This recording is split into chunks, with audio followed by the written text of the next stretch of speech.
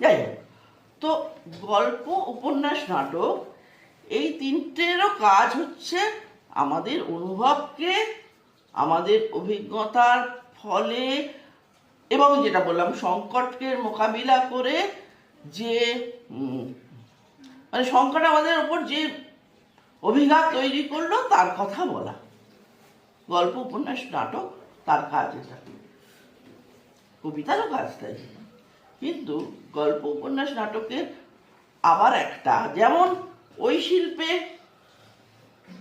এই যে আগেরগুলো যে বলছিলাম সেখানে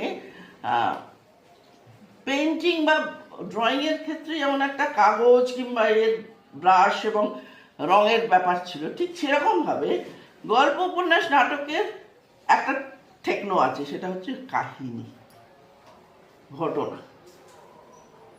ফলে গল্প, উপন্যাস এবং নাটক কখনো পুরোপুরি বিমূর্ত হবে না, হতে চাইবেও না, কারণ তার কাজ তো গল্প বলা, তার কাজ তো কী ঘটনা, কোন ঘটনার ফলে কি হচ্ছে, সেই ঘটনার রিয়াকশনে অমুক চরিত্র কী করছে এটা ভাবা।